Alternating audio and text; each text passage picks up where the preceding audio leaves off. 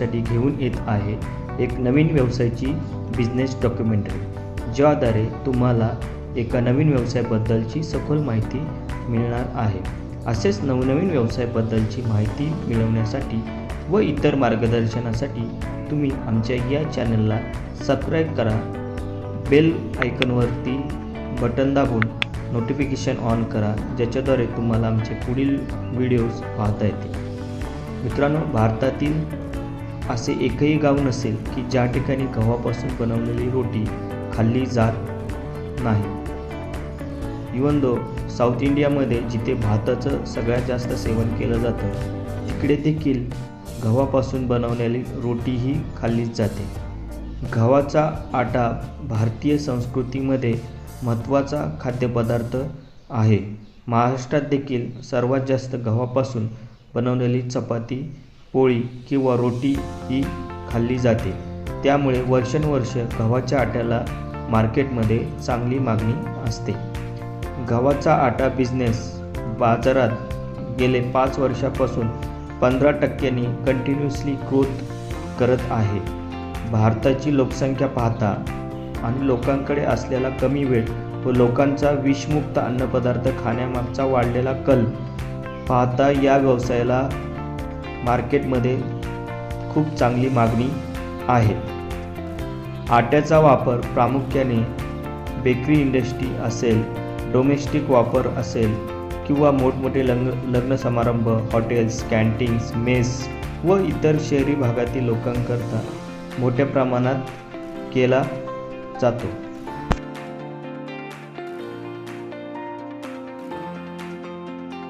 Business अत्यंत कमी भांडवलामध्ये उभा करता येऊ शकतो।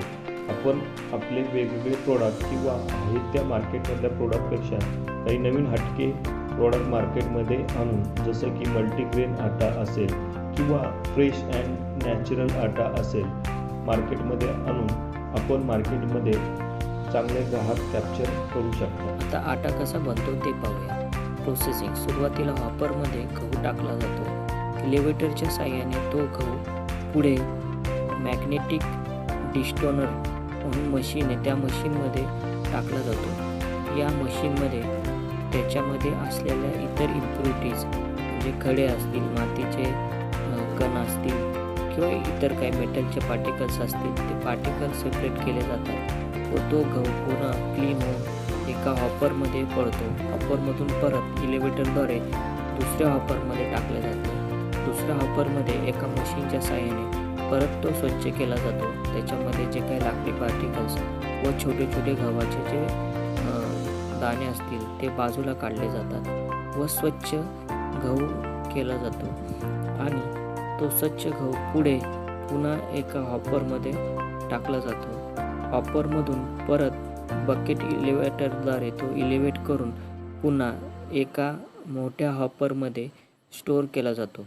यावेळेस हा गहू अत्यंत स्वच्छ आणि क्लीन असतो। हा गहू पुढे प्रोसेसिंगसाठी घेतला जातो।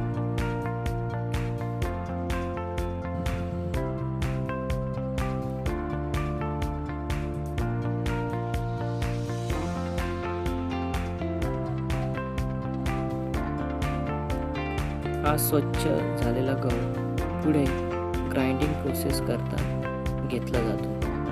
याच्यामध्ये फ्लॉवर मिल किंवा चक्की आटा म्हणून आपण या चक्की आट्यामध्ये ग्राइंडिंग केले जाते आणि गव्हाचा तयार झालेला आटा परत कॉम्प्रेसरच्या पाईपद्वारे व्हॅक्यूम सक्शनद्वारे हा आटा एका वेसलमध्ये कलेक्ट केला जातो। वेसलमध्ये कलेक्ट केल्यानंतर तो आटा पुन्हा तो क्लीन केला जातो। त्याच्यामध्ये कॉम्प्रेसर व व्हॅक्यूमचा वापर केला जातो। याच्याद्वारे त्या आट्यामधल्या सर्व इम्प्युरिटीज काढून टाकल्या जातात आणि पुढे तो आटा पॅकिंग करता पाठवला जातो। गरजेनुसार 5 किलो, 10 किलो, 15 किलो, 25 किलो व अगदी 50 किलोपर्यंतचा क्लीन आटा हा पॅकिंग केला जातो। याकरता विविध प्रकारच्या पॅकिंग मशीन येतात। त्या पॅकिंग मशीनद्वारे या आट्याची पॅकिंग केली जाते।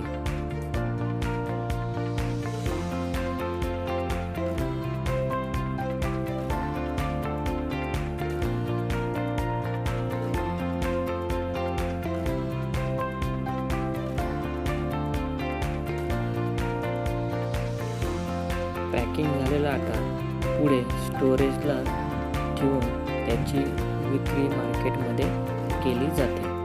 आत्ताचं वर्किंग कल्चर पाहता शहरी भागांमध्ये सर्वत्र घरगुती वापराकरता आट्याचा मोठ्या प्रमाणात वापर केला जातो.